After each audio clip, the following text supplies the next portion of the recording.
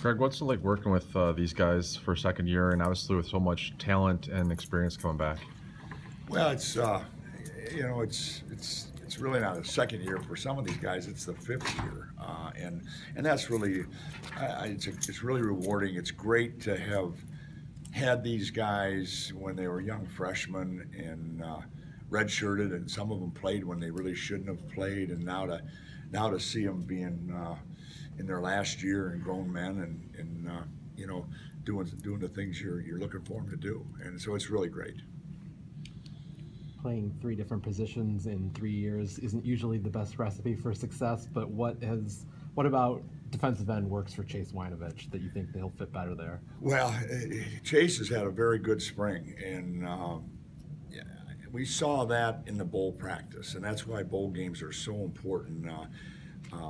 I've always felt, I recruited him, and I felt he had a real high motor. He's a very, very tough young man, and he can really run. And when we got a chance to get him back on defense, we just put him in practices, and I would have played him in the game. I would have put him in the bowl game at the end, except our offense did such a great job of controlling the ball. I didn't have time to get him in at the end. But then this spring, he's added some weight, and he's got a lot of learning to do with the technique, but he's willing to. And I think you're going to be, he's got a very high ceiling.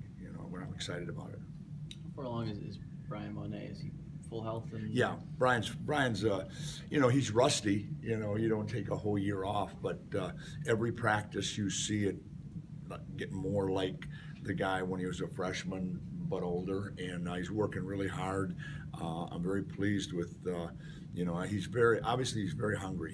He wants to, you take a year away from a young man, it's hard, and he seems to be really excited about, what's happening, and he's getting a lot of great reps.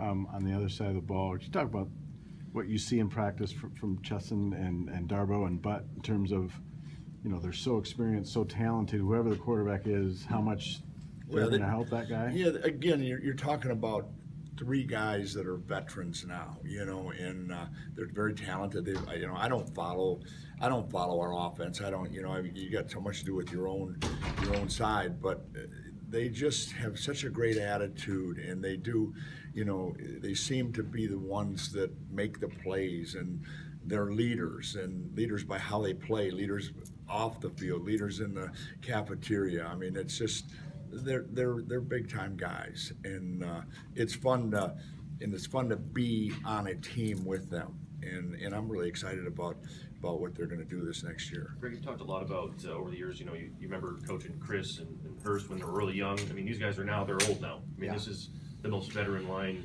you've had. Are your expectations, I would assume, that much higher now? Yeah, very high. And they know me that if a guy shows that he has talent, then I'm going to expect him to get all the way to the top of that talent.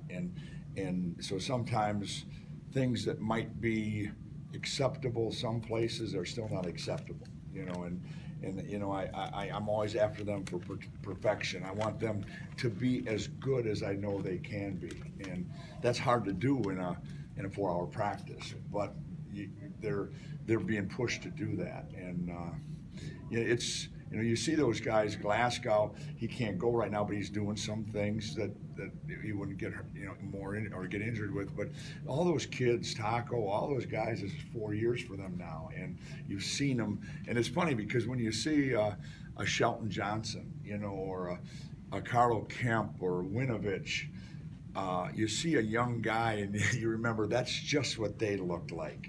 And so you want to get them there faster so they can be up with them. But yeah, it's good. I mean, the bar is very, very high for this defensive line.